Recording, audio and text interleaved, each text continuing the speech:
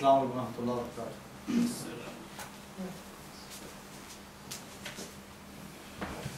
Bismillahirrahmanirrahim. Alhamdulillah muslimin mustaghfirun wa tawakkalun. Na'udzu billahi min shururi anfusina wa min sayyiati a'malina. Man yahdihillahu fala mudilla lahu wa man yudlil fala hadiya lahu. Nashhadu anna sayyidina wa Muhammadan abduhu wa rasuluh. All praise belongs to Allah. We praise Him and we seek His assistance and forgiveness. Today's topic is, from my side, about Nawaqiz Islam. Means the deeds or the things which nullifies you from the Islam.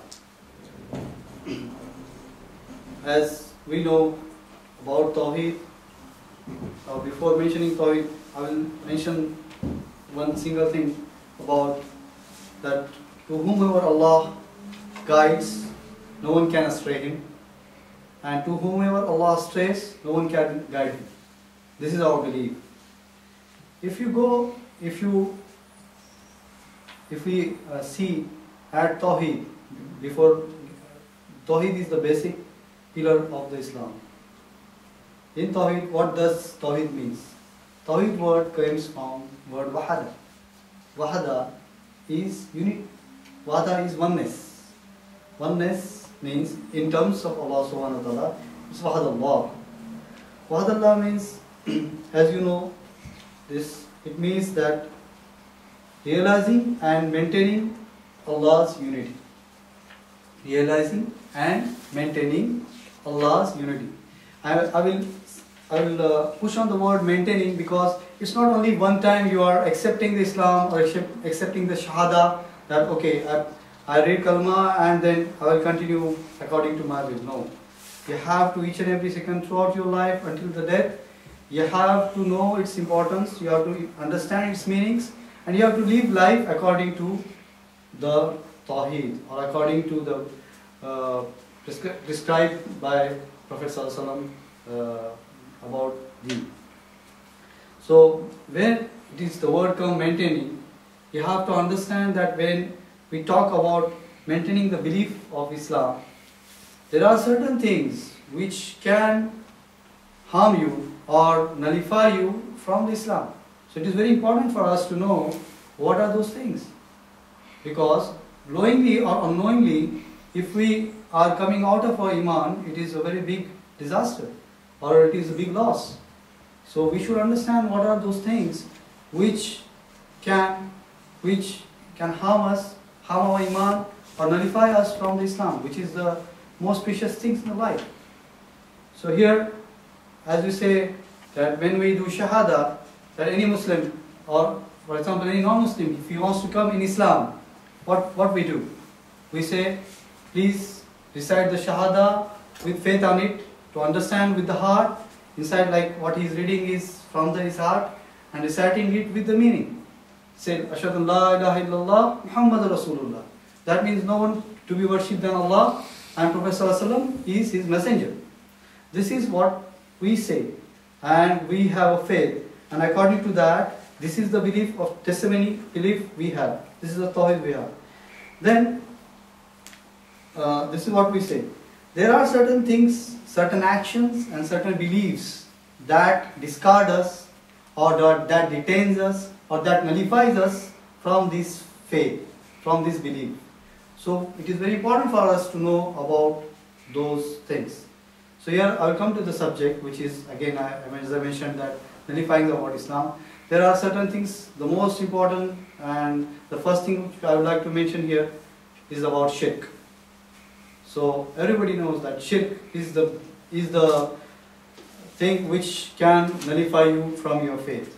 What is shirk? Shirk means you are worshipping somebody else rather than Allah subhanahu wa ta'ala. So in Quran, Allah mentioned, which means that Allah does not forgive that partner should be set up with Him in worshipping, and He forgives anything else than shirk to whomever He please. So this is the meaning of those verses in Quran. So it is very important for us to know that we should not worship anybody than Allah subhanahu wa ta'ala. Okay, this is most important thing. It might can be idol worship, or you are praising somebody as in a human form, thinking that he is the very equivalent to Allah, as Christians they do. They praising Jesus as the Son of God, and they say God came in the form of man or in the human beings as Isa, which is not acceptable according to Islam. Allah is unique. Allah is one. Allah is uniquely one. This is what we can say. So if you read about Wahadat and if you read Surah Ikhlas, you come to know about Allah, what He is mentioning about, what He is describing about Himself. So, Allah is oneness, about His oneness, that is uniquely oneness. Now, the second category which I would like to mention here, that some people they say, okay, we believe in Allah subhanahu wa ta'ala, but He is like ultimate power, but we need someone, we are not so pious, we are not having that good deeds, so we need some pious person or somebody intermediate to talk between us and Him. So they take intermediate in between to convey the message or those things. This is not acceptable. This is also not acceptable, and if you have this kind of belief, it will nullify your faith. So you have to be very cautious, because so many people in India, in Pakistan, in Bangladesh, you see, although they are believing, if you ask them, what is your belief, they will say, La ilaha illallah Muhammadur Rasulullah. Their belief is there. But when it comes to the actual facts, and there are certain problems and calamities, they go and approach certain people. They go and approach for du'as, and they ask some other people to help them instead of Allah subhanahu wa ta'ala. So this is against the faith. This is against the law for this one. So it will definitely nullify your faith. So you should not seek forgiveness or help or any kind of these things rather than Allah subhanahu wa ta'ala. This is very important.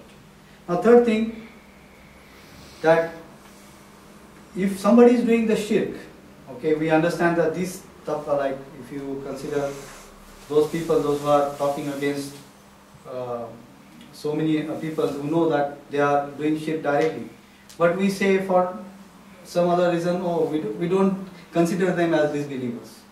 So if we are sure that they are doing shirk and they are out of their faith is already nullified, so